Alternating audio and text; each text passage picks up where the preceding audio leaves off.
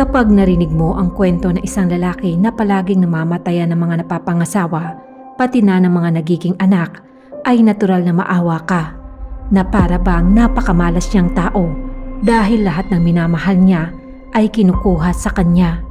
Pero paano kung malaman mo na ang dapat kaawaan mo ay dapat palang kasuklaman ng lahat? Ito ang kwentong magpapataas sa inyong mga balahibo.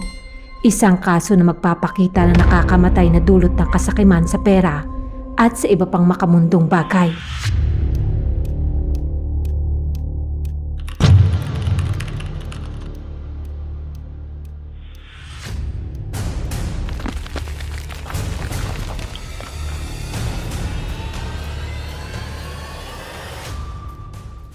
Noong May 13, 2003, nasira ang katahimikan sa Nantou County, Taiwan. Martes ng hapong iyon, isang mag-asawang lokal ang pumunta sa liblib na bahagi ng Hensan para maghanap ng mga halamang gamot. Habang umaakyat sila sa burol, may napansin silang kakaiba. May nakita silang paa na nakalabas mula sa damuhan.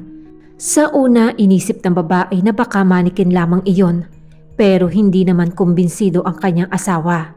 Iba ang kulay at iba ang itsura nito. Kinakabahan man ay unti-unti nga nila nilapitan ang nakita at doon nila napagtanto na bangkay iyon ng tao. Nataranta sila at agad na bumaba para tumawag ng pulisya. Nang matanggap ng pulisya ang tawag, agad silang rumusponde. Pagkarating nila, isang malagim na eksena ang bumungad. Nakahiga sa lupa ang bangkay ng isang babae. Nakatali ang kanyang mga kamay sa likod gamit ang lubid. Patunay na hindi ito isang aksidente. Nakakulay rosas siyang bestida. Nakataas ang kanyang damit at wala siyang suot na underwear. Malinaw na nagpapakita ng sexual na pag-atake.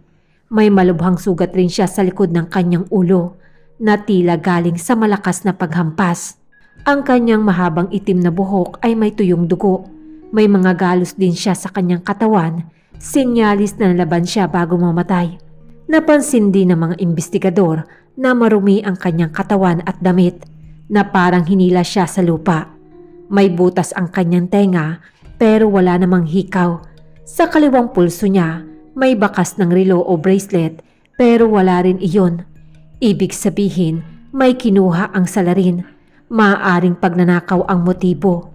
Pero dahil sa lagay ng katawan, malinaw na may masama pang nangyari. Sa autopsy, mas lumabas ang katotohanan. Ang biktima ay tinatayang nasa 40 hanggang 45 at may taas na 5'2". Ayon sa kondisyon ng katawan, mga 2 araw na siyang patay bago natagpuan. Hindi ang sugat sa kanyang ulo ang dahilan ng kanyang kamatayan, kundi ang pagkasakal. Nabali ang buto sa kanyang leeg, sinyalis na malakas siyang sinakal hanggang sa mawala na siya ng hininga. Maayos ang kanyang kuko at damit. Kaya't pinaniniwalaan ng pulisya na hindi siya taga roon, kundi galing sa syudad na may kaya sa buhay. Sa kaliwang palad niya may nakasulat na 7 numero, isang mahalagang clue para sa kapulisan. Napatunayan din na sexual nga siyang inabuso dahil may nakuhang ebidensya na similya sa kanyang katawan. Malala ang ginawa sa kanya, may sugat rin siya sa maselang bahagi at may marka ng pagkakapisil sa leeg at braso. Naghanap pa ang pulis sa paligid pero walang ID na nakita. Malamang kinuha ito ng salarin para hindi agad makilala ang biktima. Sa mas mataas nga na bahagi ng burol, may nakita ang mga investigador na isang malaking bato na may tuyong dugo. Sa tabi nito ay may nakita rin silang underwear ng babae na pinaniniwalaang sa biktima. Ayon nga sa mga pulis, malamang dito nangyari ang krimen. Sa taas ng burol, doon inatake ang biktima. Doon din siya pinagsamantalahan, sinakal at hinampas ang ulo sa bato para mawala ng malay o siguraduhing patay na siya. Pagkatapos ay itinulak pababa ang kanyang katawan. 2 posibilidad ang lumabas sa investigasyon ng pulisya. Una, sumama ang biktima sa isang taong kilala niya. Marahil ay para sa lihim na pagkikita na nauwi sa krimen. Ikalawa, dinukot siya at pilit na dinala roon para patayin. Pero dahil walang senyalis ng pakikipaglaban sa simula ng daan, mas malaki ang tsansa na kilala niya ang salarin. Dahil walang ID na nakita sa bangkay, nahirapan ang pulisya sa investigasyon kaya't humiling na ng tulong ang pulisya sa publiko. Inilabas nila sa media ang detalye. Isang araw matapos nga matagpuan ang bangkay, may isang lalaking pumunta sa istasyon ng pulisya. Halata ang lungkot sa kanyang muka. Ang pangalan niya ay si Chen Liu. Sinabi niya na 3 araw nang nawawala ang kanyang anak na babae na nagngangalang si Chen Yanlin, 45 taong gulang. Isa siyang matagumpay na negosyante at may-ari ng isang restaurant. Agad namang dinala si Chen Liu sa morgue. Pagbukas niya ng tela na nakatakip sa bangkay, nanghina siya sa kanyang nakita. Kinumpirma niyang anak niya nga iyon. Sa gitna ng kanyang pag-iyak, ibinigay niya ang mga detalye na kinakailangan ng pulisya. Ayon nga sa kanya, nung umaga ng May 11, sinabi raw sa kanya ng anak na si Yanlin na may aasikasuhin raw siya. Hindi niya sinabi kung saan siya at kung sino ang kanyang kikitain. Eksakto rin ang suot niya, kulay rosas na damit, jacket, high heels at may dala siyang handbag. May suot din siyang mamahaling alahas, Rolex na relo, hikaw na diamante at kwintas. Lahat nga ng iyon ay nawawala tugma sa nakita sa bangkay. May isa pang mahalagang detalye. Nakalimutan nga ni Yanlin ang kanyang cellphone sa kanilang bahay. Hinabol pa nga siya ng kanyang ama para ibigay ito. Nakita niya itong sumakay sa taxi at walang kasama. Hindi niya nga nakuha ang plate number o pangalan ng taxi. Doon na naputol ang lead. Ikinuwento rin ng ama ang personal na buhay ng kanyang anak na si Chen Yanlin. Isang beses lang daw itong ikinasal sa asawa niyang si Luli, 45 taong gulang. Pero mabilis din daw na uwi sa hiwalayan ang kailang pagsasama. Wala raw maayos sa trabaho si Luli at walang ambisyon sa buhay. Pagkatapos nga ng hiwalayan, hindi na muling nag-asawa pa si Yanlin. Mas pinili na lamang niya makipag-date sa iba't ibang lalaki. Dahil nga hindi siya seryoso sa mga ito, hindi niya ipinapakilala ang mga ito sa kanyang ama.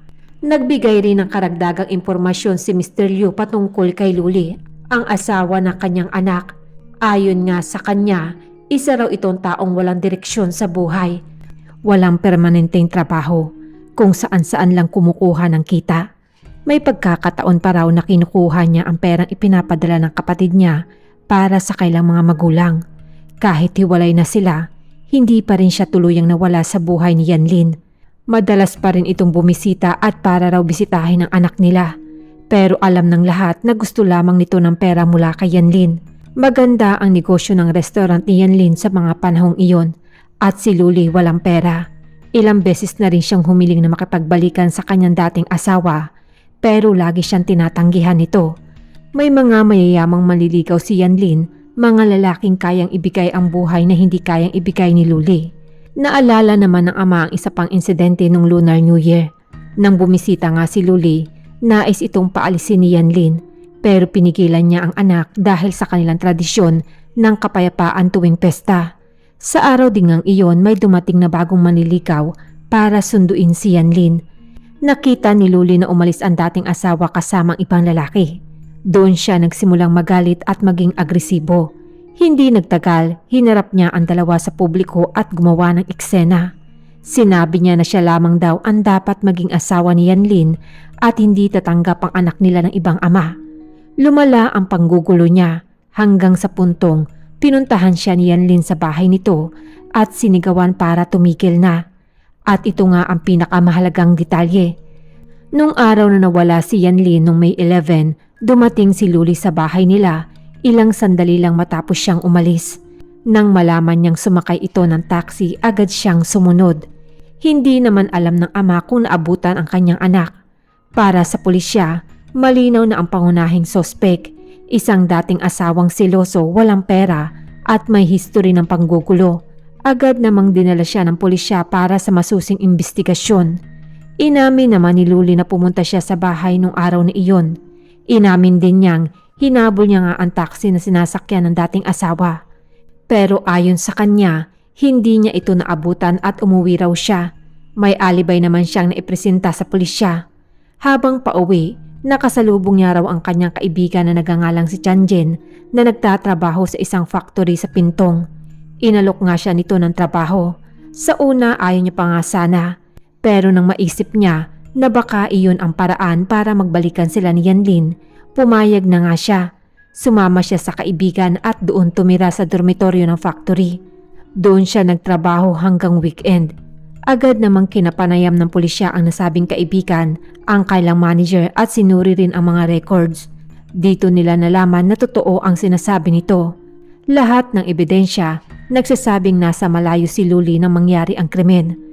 Dahil dito, muling nawala ng direksyon ang investigasyon. Bumalik sa umpisa ang mga investigador at mas pinalawak nila ang investigasyon.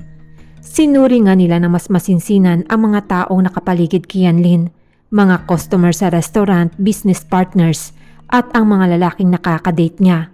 Dumami ang listahan ng suspect na umabot sa mahigit 50 kalalakihan. Hanggang sa may isang investigador ang muling tumingin sa forensic report. Napansin niya ang kakaibang detalye, ang 7 numero na nakasulat sa kaliwang palad ng biktima. Nung panahon ng 2003, uso na ang cellphone, pero hindi pa lahat ay meron nito. Madalas, kinakabisado isinusulat lamang ang mga numero. Sinubukan niya ngang i-check ito at nalaman na isa itong landline number. Sa tulong ng telecom company, natuntun nila ang address. Isang inuupahang bahay sa Chanchoy Village, 37 milya ang layo mula sa crime scene. Ang umuupa roon ay isang lalaking nagangalang Chin. Kasabay nito, nakuha ng digital forensic team ang record ng cellphone ni Yanlin. Sa mga araw bago siya namatay, may 3 tawag na pumasok galing sa isang public payphone. Nakita nila ang mga eksaktong payphone na ginamit. Kinuha nila ang mga CCTV mula sa mga kalapit na establishmento. Sa isang malabong video, may isang sasakyan na lumilitaw. Isang silver na kotse. Makikita sa footage na ang driver ay bumababa, tumatawag at umaalis. Nang matrace nila ang plate number at ang may-ari ng kotse ay parehong lalaki na umuupa sa bahay. Ang pangalan niya ay walang iba kundi si Chin Roy Ken. Ipinanganak siya noong 1949 sa isang probinsya ng Chi County. Nag-aral siya ng agrikultura pero hindi niya ito sineryoso. 5 taon siyang nag-aral ng walang direksyon. Pagkatapos, nagpalipat-lipat siya ng trabaho bago sumali sa militar. Doon nga siya nagbago. Umangat siya hanggang maging kapitan. Pagkatapos naman ng kanyang serbisyo ay nagtrabaho siya bilang isang driver ng tanker truck sa isang government oil company. Dahil sa kanyang sipag, na-promote siya bilang engineer. Pero noong taong 2000, bigla siyang nag-resign at lumipat sa mas mababang posisyon sa isang opisina. 3 beses siyang nag-asawa. Noong 1974, pinakasalan niya si Jiang Bisha. Nagkaroon sila ng 3 anak. Pero namatay ang kanyang asawa noong 1985. Sa parehong taon, agad rin nga siya nagpakasal ulit. Ang kanyang pangalawang asawa ay nagangalang si Wang Suyin, isang single mother. May 2 na itong anak pero kalaunan ay pinagamit niya ang kanyang apelyido. Pero namatay rin ang kanyang asawa noong taong 1996. 1 taon lang ang lumipas, nagpakasal ulit siya. Ang ikatlong asawa niya ay nagangalang si Yanlin na may mga anak din sa kaniyang dating karelasyon. Nagkaroon pa sila ng 1 anak. Aktibo rin siya sa templo at kilala bilang mabuting tao. Samantala, agad namang pumunta ang pulisya sa inuupahan niyang bahay. Pero sarado ito. Ayon nga sa mga kapitbahay, ilang araw na raw siyang wala roon. May impormasyon na nagtago raw ito sa isang templo sa Luja. Nung gabi ng May 22, natuntun din siya ng pulisya. Pero hindi sa templo, nasa ospital siya. Nakahiga sa kama at sugatan. Namamaga pa ang mukha nito, may mga pasa at halatang hirap na kumilos. Nang ipakita sa kanya ang larawan ni Chan Yanlin, sinabi niya na hindi niya raw ito kilala. Habang kinakausap siya, napansin naman ng isang pulis ang babaeng kasama niya, ang kasalukuyan niyang nobya na nagngangalang Miss Xiao. Napansin rin ng pulisya ang kanyang pulso. May suot siyang isang Rolex, eksaktong pareho sa relo na suot ni Yanlin bago siya mawala. Agad nga siyang kwinestyon at ikinagulat naman ito ng babae. Inamin niya na regalo iyon sa kanya ni Chen Roy Ken, pero hindi niya raw alam kung saan ito galing. Agad ngang kinuha ng pulisya ang relo at pagkatapos napansin rin nila ang handbag na nasa tabi ng kama. Nang buksan nila ito, tumambad ang mga ebidensya, isang cellphone at isang platinum na kwintas. Agad nang pinapunta ng mga pulis sa ospital ang ama ng biktima. Pagkakita niya sa mga gamit, ang Rolex, ang kwintas at ang cellphone, napaiyak ito ng husto. Sigurado siya na ang mga iyon ay gamit ng kanyang anak na si Chen Yanlin. Nang tanungin siya, sinabi niyang wala raw siyang kinalaman sa krimen. May mga naningil daw sa kanya ng utang sa sugal, kaya't para makatakas, tumalon siya mula sa ikalawang palapag, kaya siya nasugatan. Pero hindi naman nagtagal ay wala rin siyang nagawa kundi ang umamin. Ayon sa kanya, noong May 9, 2003, nakilala niya si Chen Yanlin. Nagkita sila sa isang coffee shop. Nalaman niyang mayaman si Yanlin at may akses sa malaking pera. Dahil magaling magsalita si Chen, agad niya ngang nakuha ang loob ng babae. Niyaya niya itong kumain at nagpunta sa isang magandang lugar. Si Chen ay lubog sa utang dahil sa sugal sa mga panahong iyon at para nga sa kanya, si Yanlin na ang sagot sa kanyang problema.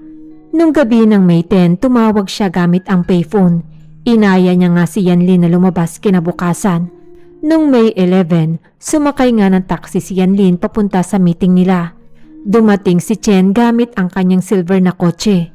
Sumakay ang babae na akala niya ay date iyon, pero habang nagmamaneho, inalok siya ni Chen na uminom ng isang gamot. Ayon nga sa kanya, gamot raw ito para maiwasan siyang mahilo sa kailang biyahe. Pero ang totoo ay pampatulog iyon. Pinagkatiwalaan naman siya ni Yanlin at agad niya itong ininom. Makalipas ang ilang minuto ay nakatulog siya. Dinala siya ni Chen Raikin sa bundok at huminto sa isang liblib na lugar. Hinila niyang palabas ang katawan ng babae at dinala ito sa damuhan. Itinali niya ang mga kamay nito at doon niya ginawa ang krimen.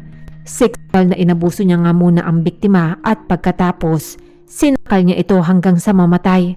Pero hindi pa siya nakontento. Natakot nga siya na baka buhay pa ang biktima, kaya't kumuha siya ng bato at hinampas ang ulo nito. Pagkatapos, itinulak niya ang bangkay pababa ng burol. Bago nga umalis, kinuha niya ang lahat ng mahalagang gamit tulad ng relo, kwintas at bag ng biktima. Samantala, ang mga nakuha ngang ebidensya ay mas pinagtibay pa ng DNA test. Ang sample na nakuha sa katawan ng biktima ay tugma sa kanya. Pero hindi pa nga doon natapos ang lahat. Habang nagpapatuloy nga ang investigasyon ng pulisya sa kanya, may mas nakakatakot pang mga impormasyon ang lumabas. Sinilip rin ng pulisya ang kanyang nakaraan, lalo na ang pera at ang pagkamatay ng kanyang mga asawa. May natuklasan pa nga silang ikinagulat ng lahat. Napag-alaman na simula pa noong 2000, napansin na nga siya ng mga insurance company. Nagduda sila sa sunod-sunod na pagkamatay sa pamilya niya. 2 asawa, 3 anak, lahat ay namatay. At sa bawat kamatayan ay may insurance claim siya. Halos umabot na sa 20 million Taiwan dollars o 37 million pesos ang nakuha niya. Dahil dito, tinanggihan na siya ng mga insurance company at pinagbawalan na siyang kumuha pa ng insurance. Pinaghinalaan na nga siya noon pa man, pero dahil nga wala silang sapat na ebidensya ay wala silang nagawa patungkol dito. Ngayon, napagtanto nga ng lahat na posibleng isa siya sa pinakamapanganib na serial killer sa Taiwan. Mula dito, muling binuksan ang kaso ng mga namatay niyang pamilya. Ilang linggo nga siyang inimbestigahan. Pinakita sa kanya ang lahat ng timeline, ang pera, ang dami ng pagkamatay. Pero nagmatigas pa rin siya at ayaw nga nitong umamin. Hanggang sa hindi na nga niya kinaya. Sa kulungan, unti-unti rin siyang bumigay. Sinabi niyang handa na nga siyang magsalita. Pero bago ito ay may kondisyon siyang hiningi. Una, gusto niyang ibalik ang altar ng kanyang pamilya dahil natatakot raw siya sa mga kaluluwa ng mga ito. Pangalawa, gusto niyang makita ang kanyang mga anak na babae. Pumayag naman ang mga pulis. At doon, lalong lalalim ang katotohanan ng kanyang mga krimen. Nang pumasok ang 2 niyang anak na babae sa interrogation room, umiyak siya. Humingi rin siya ng tawad sa mga ito at sinabing nagkamali siya. Pero nang makalabas ang kanyang mga anak, bigla naman siyang tumigil sa pag-iyak niya at dito na siya nagsimulang magkwento. Nagsimula siya sa kanyang unang asawa na si Jiang Bixia noong taong 1985. Sa mga panahong iyon na ospital ang babae at nagpapagaling ito matapos matamaan ng ceiling fan ang kanyang ulo. Dumalaw si Chen pero hindi para alagaan ang asawa. Nag-away nga sila tungkol sa pera at trabaho. Sa gitna ng galit, itinulak niya ang kanyang asawa kaya't bumagsak ito sa sahig. Sa halip na tulungan, hinawakan niya ang ulo nito at paulit-ulit na ibinangga sa sahig hanggang sa ito ay mamatay. Pagkatapos, lumabas siya at nagkunwaring gulat na gulat sa pangyayari. Sinabi niya ngang nadulas raw ang kanyang asawa at pinaniwalaan naman siya kaya nga aksidente ang naging hatol. Dahil dito, nakuha niya ang insurance payout. Doon na nga nagsimula ang lahat. Nakita niyang madaling patayin ang tao at may kapalit itong malaking pera. Ang sumunod niyang ang biktima ay ang stepson niyang si Chenye. Noong 1990, gabi na nang umuwi ang binatilyo. Pinagalitan niya ito at nang sumagot nga ito ay nagalit siya. Binugbog niya ito ng malala bago niya dinala sa ospital. Pero hindi pa siya tapos. Hinintay niyang walang tao sa nasabing kwarto. Hinila niya ang buhok ng binatilyo at ibinangga ang ulo nito sa pader hanggang sa ito ay mamatay. Muli, pinalabas niyang aksidente ang nangyari at nakakuha ulit siya ng insurance payout. Pinagpatuloy niya pa nga ang lahat hanggang noong taong 1995, isa pa niyang anak ang naging biktima niya na si Chen Jianhong. Sinabi niyang may kinalaman daw ang kanyang anak sa isang gang. Ginamit niya nga itong dahilan upang saktan ang kanyang anak at isinisi sa nasabing grupo ang pagkamatay nito. Sa galit, hinampas ng bato ang ulo ng kanyang anak at agad niya itong binawian ng buhay. Pagkatapos, ang naging sunod niya namang biktima ay ang kanyang pangalawang asawa na si Wang Shuyang. Gabi ng August 19, 1996, magkasama sila sa kotse.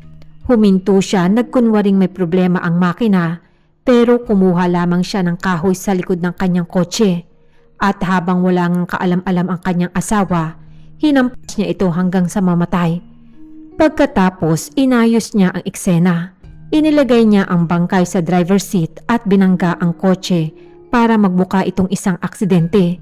At muli, nakalusot nga siya sa krimeng ginawa. Ang huling kwento niya ay ang tungkol sa anak niya sa ikatlong asawa na si Chen Songkin. Noong October 6, 1996, nagreklamo ang bata na masakit ang kanyang ulo. Binigyan niya nga ito ng pampatulog. Nang mawala ng malay ang kanyang anak, ginising niya ang kanyang asawa at sinabing dalhin sa ospital ang kailang anak. Binuhat niya ang bata pababa ng hagdan. Habang ang asawa niya ay nasa labas para tumawag ng taxi, tumayo siya sa taas ng hagdan. Tumingin siya sa bata at sa kanya ito binitawan.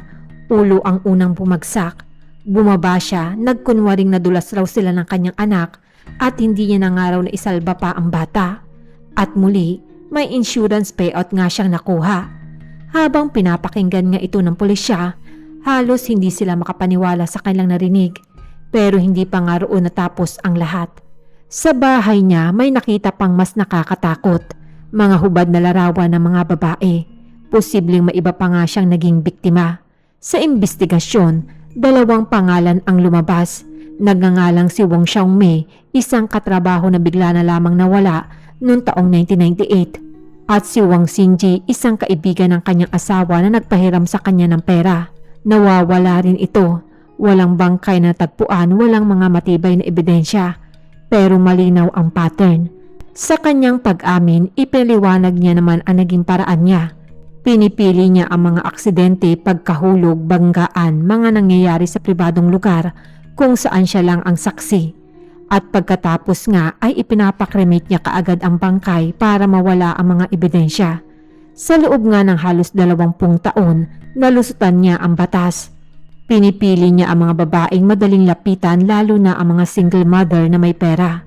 Ginagamit niya nga ang pagiging mabuting lalaki para makuha ang tiwala nila.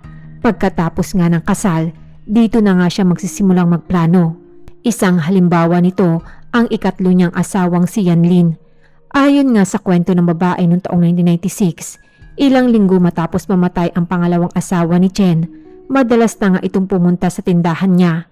Siya nga ay byuda, may 2 anak at may maayos na negosyo. Niligawan nga raw siya ni Chen at sa loob nga ng 1 taon, nagpakasal sila. Noong taong 1997, lumipat si Chen sa bahay niya. Iminungkahi nga ni Chen na ampunin ang mga anak nito at palitan ang kailang apelyido. Akala ng babae tanda nga iyon ng pagmamahal. Pero ang ginawa niya palang iyon ay para lamang sa insurance. Pero hindi lang nga pamilya ang target niya. Sa inuupahan niyang bahay, may nadiskubre rin ang pulisya. Ayon sa may-ari ng bahay na pinapaupahan niya, parang walang tigil ang pagdating at pag-alis ng mga babae roon. Tantya niya, sabay-sabay na may relasyon si Chen sa hindi bababa na 10 babae. Halos bawat linggo, may bagong mukha siyang nakikita. Sa loob ng bahay, may nakita rin silang mahigit 30 bote ng pampagana sa sexual na gawain, malalakas na alak at tambak na malalaswang magasin. Naisip naman ng pulisya kung saan napupunta ang lahat ng mga pera na nakuha niya sa mga insurance payout. May trabaho siya at may mga asawa siyang may kaya. At nakakuha nga siya ng halos 37 million pesos mula sa mga insurance. Pero lagi siyang baon sa utang. Palaging tinatakbuhan ang mga naniningil sa kanya. Doon nga lumabas ang totoo. Napag-alaman nila na adik siya sa sugal. Partikular na sa illegal na laro na sumikat sa Taiwan noong taong 1980s ang tinatawag nilang daji. Isang uri ito ng sugal na base sa loto. Mas malaki ang kita, mas mabilis ang pera, kaya't marami ang nahumaling sa sugal na ito. Hindi lamang simpleng libangan. Para itong isang sakit na kumalat sa buong bansa. Lahat nga ay nadamay. Mga negosyante, politiko, kahit ordinaryong tao. May mga nawalan nga ng trabaho. May mga nalugi ang kailang business at may mga nagpakamatay. At may mga naging kriminal. Isa na nga rito si Chen na nalunod sa sistemang ito. Pero hindi siya tulad ng iba na nagbebenta lamang ng gamit para makabayad. Siya, buhay nga ng tao ang kanyang ipinantaya. Ang pinaka nakakatakot nga na ebidensya laban sa kanya ay isang maliit na notebook. Sa loob nga nito may mga petsa ng pagkamatay ng kanyang pamilya. Sa tabi pa nito may mga numero. Para sa kanya, hindi lamang nga siya pumapatay para sa insurance. Para nga sa kanya, parang alay ang mga biktima para swertehin raw siya sa sugal. Nang makumpleto na ang mga ebidensya at umamin siya, umabot na nga sa korte ang kaso at nakarating na rin ito sa publiko.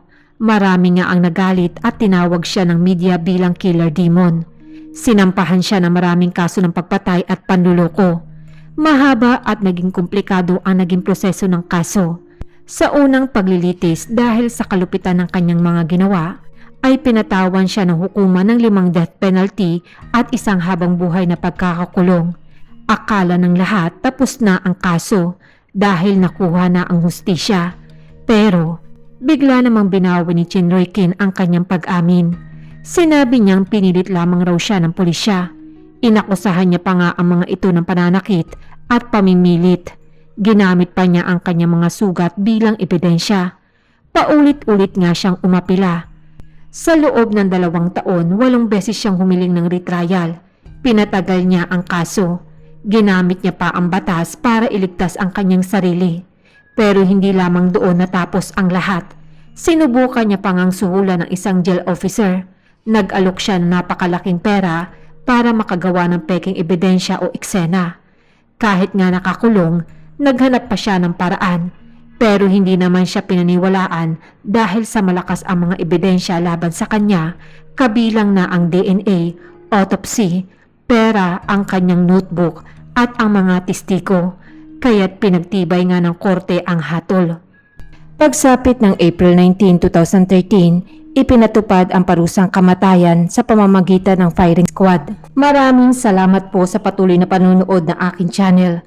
Kung nagustuhan niyo po ang kwento ko sa araw na ito, pwede po ba akong makahingi ng like? Pa-subscribe na rin po kung hindi pa po kayo nakaka-subscribe sa aking channel. At mag-share na rin po kayo ng inyong opinion about sa kwento. Malaking tulong po ito sa aking maliit na channel. Ako po si Denise at see you in my next video.